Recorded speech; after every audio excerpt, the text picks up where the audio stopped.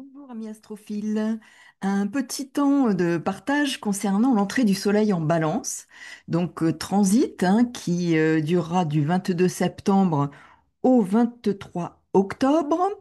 Et regardez, au moment de son entrée, nous avons un ascendant Bélier. Alors, je voulais vous donner quelques éléments d'interprétation, et puis vous regarderez dans votre thème ce que cela peut signifier, puisque quand le Soleil traverse un signe, il éclaire la maison dans lequel se situe ce signe. Donc, il met, je dirais, la lumière, en effet, sur ce que propose ce signe, les thématiques du domaine concerné par la maison où se situe le signe. Alors là, bien, le signe de la balance. Donc, au moment de son entrée, nous avons un ascendant bélier avec Chiron sur la pointe, la cuspide, on appelle une cuspide en astrologie, donc la pointe de cette maison. Là, vous voyez ici, donc nous avons Chiron qui est en effet donc en bélier, ascendant bélier pour l'entrée du soleil en balance.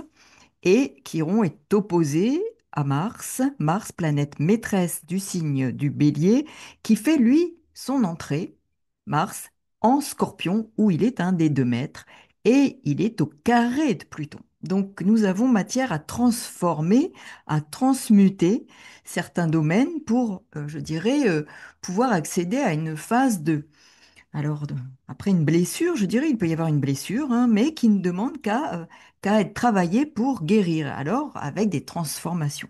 Alors, ce soleil, donc, en traversant un signe, en effet, met en lumière la maison, donc les domaines concernant ce signe, ce qui est en analogie avec ce signe. Alors, ce qui est intéressant, donc, en effet, constat un ascendant bélier qui renforce la signification de cet axe bélier-balance. Vénus, planète maîtresse de la balance, se situe en Vierge. Vous voyez ici, Vénus en Vierge. Et la planète maîtresse de la Vierge se situe donc en balance, Mercure, planète maîtresse de la Vierge et des Gémeaux. Nous voyons ici Uranus est en Gémeaux. Donc on voit bien qu'il y a vraiment quelque chose sur le fond à la fois de transformation, de transmutation, de soins à apporter potentiellement à un domaine particulier de votre existence qui touche potentiellement au relationnel, au domaine social, au partenariat, aux collaborations. Ici, nous avons un climat qui va pousser donc au débat, aux échanges. La dimension sociale sera mise en lumière, donc la dimension relationnelle, du contact, du lien à l'autre. Il va être question d'équilibre ou de rééquilibrage. N'oublions pas que la balance est maîtrisée par Vénus et aussi par Saturne, qui est opposé ici, donc, au Soleil.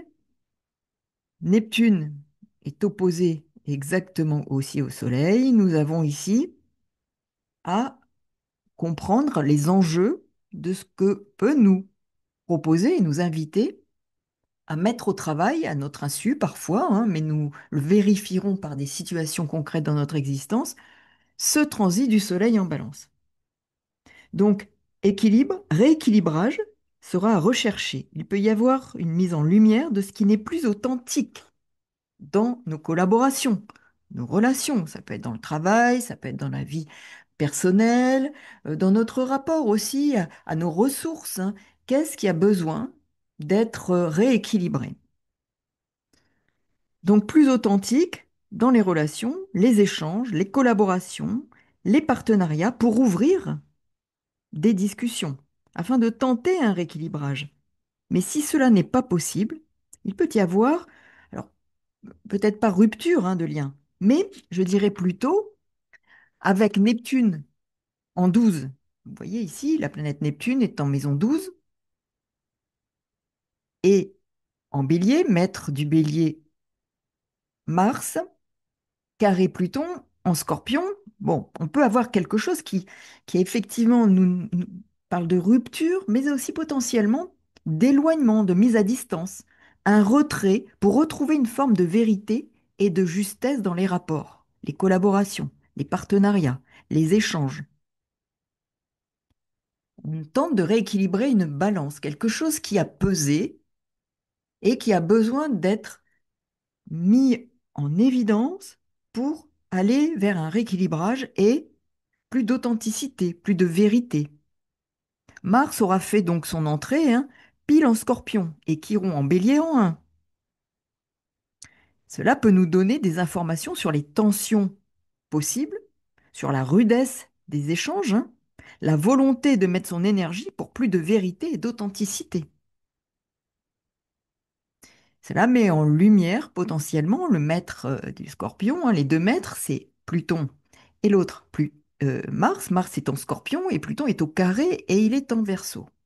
Uranus, planète maîtresse du Verseau, est en Gémeaux. Et nous voyons ici combien il y a un triangle dans ces signes d'air qui nous demande d'aller vers un échange, une transformation de nos capacités à échanger, à être en relation. Il y a des grandes transformations qui peuvent s'opérer là, hein. Uranus carré Vénus, il peut y avoir des surprises, des rencontres inattendues, du changement dans les rapports, les relations qui pourraient avoir un caractère de règlement de compte, mais pour transformer. Mise en évidence de ce qui a besoin d'être transformé. Pour mener ou amener, en effet, des confrontations et des ruptures. Alors, rupture de lien, c'est possible, hein, ou éloignement. Mais la volonté, c'est une quête de vérité.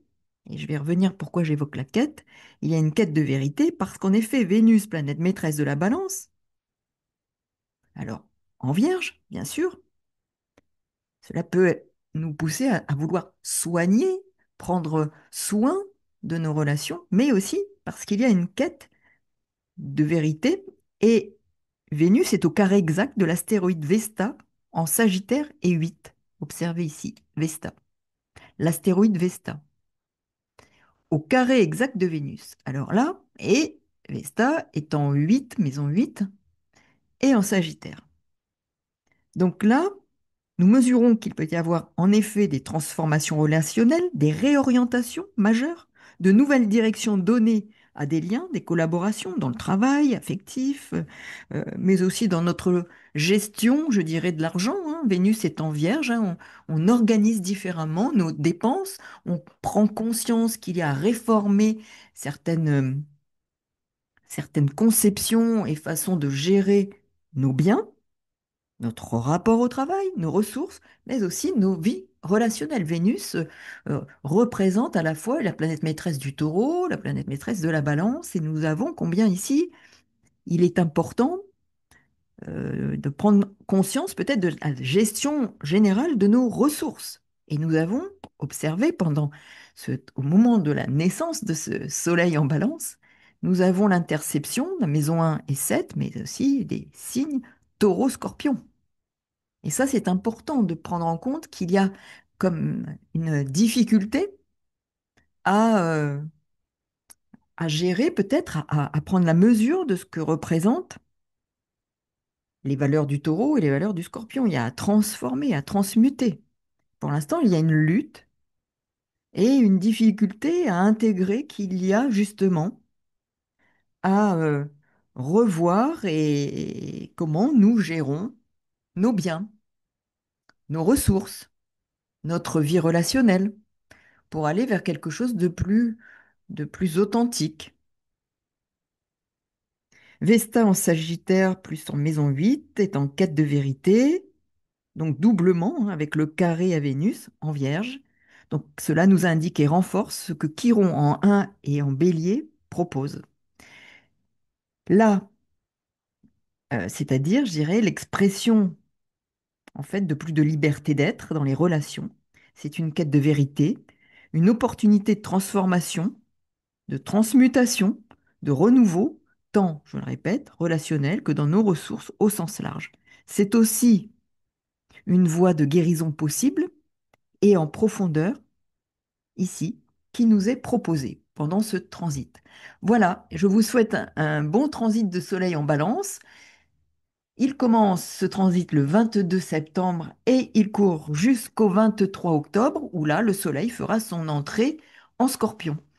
Merci pour votre écoute. Si vous avez des questions concernant ce que je propose, eh bien, vous avez sous la vidéo, dans la barre de description, l'adresse mail et je vous enverrai bien, ce que je propose à différents niveaux. Consultation, accompagnement et aussi atelier sur des thématiques. À très bientôt. Au revoir.